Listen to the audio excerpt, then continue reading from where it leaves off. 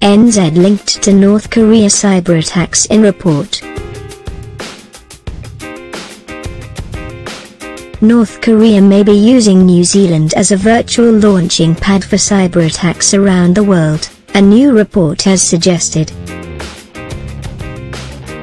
Foreign Affairs Minister Gerry Brownlee has confirmed the government is looking into the findings, but says the heightened internet activity is not proof of a New Zealand link to attacks, a view backed by an expert.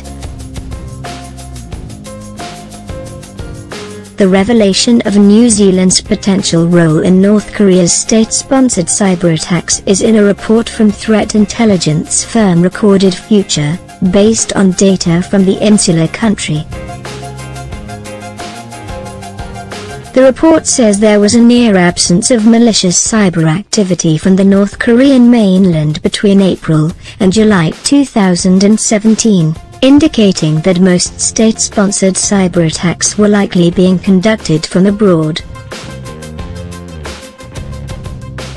Instead, it identifies New Zealand as one of 8 countries, along with India, Malaysia, Nepal, Kenya, Mozambique, Indonesia, and China, where North Korea has large and active presences.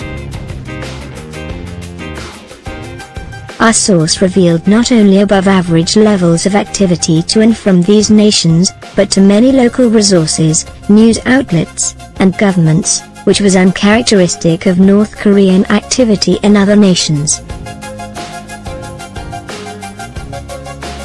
The report states it is highly likely that North Korea is conducting cyber operations from third-party countries, implying New Zealand could be among those.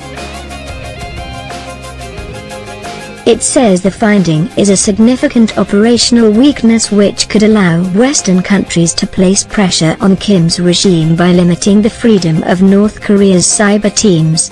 Goved unworried, Brownlee. Brownlee said he had asked officials to look into the report's findings, but believed the activity was more likely to be ordinary North Koreans using tunneling apps such as virtual proxy networks, VPNs, to access the internet. If that's the case, it's a positive sign, because it means that the regime is starting to lose its grip, and it means that there is a significant number of people in North Korea who do not appreciate the compromised life that they have to live under that regime. Government agencies kept a watchful eye on potential cyber attacks against New Zealand entities, but it was difficult to identify which countries presented specific threats.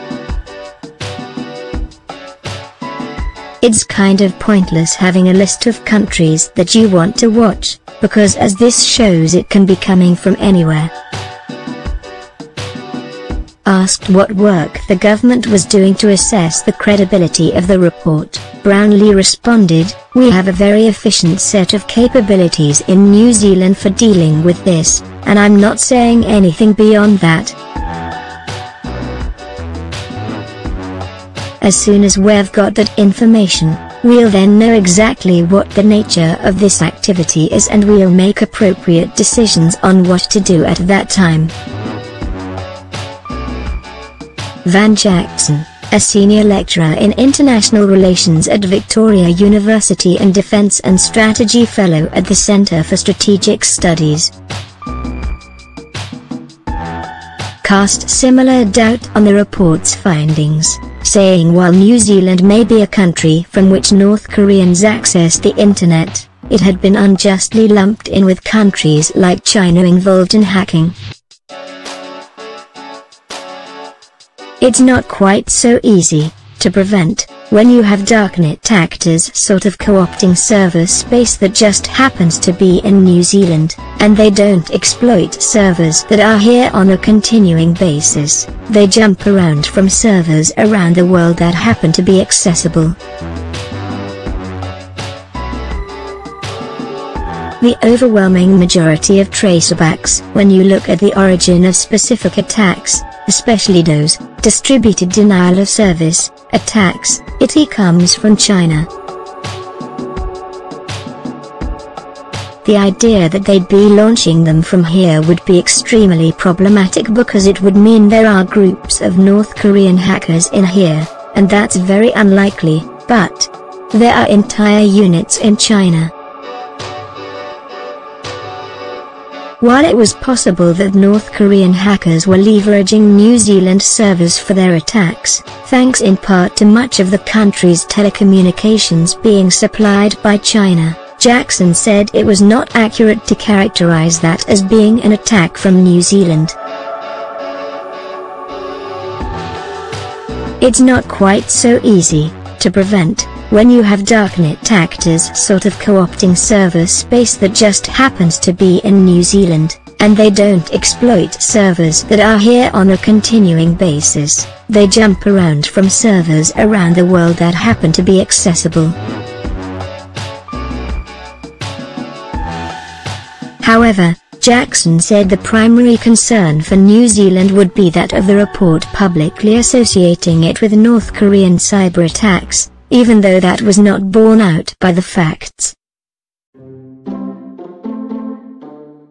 The entire world is operating foreign policy off of public perceptions right now, and there's a hardcore pressure campaign from Washington on North Korea. So it's entirely plausible that this report is going to draw some unwanted attention to New Zealand and pressure from Washington to do something, but it will ultimately fall flat because there's not much to be done.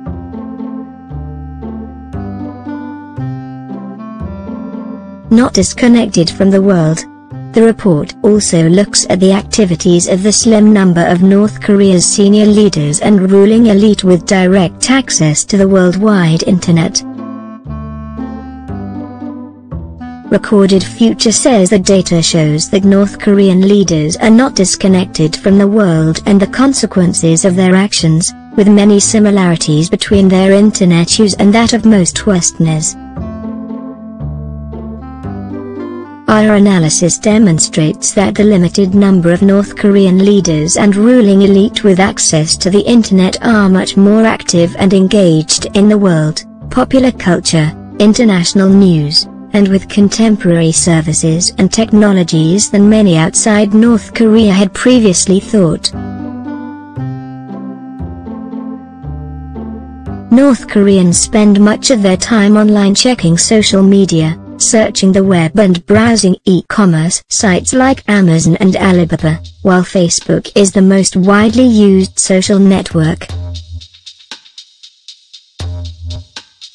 Jackson said that was not a surprise, with many North Korean elites either having legitimate access or using VPNs to access the outside world.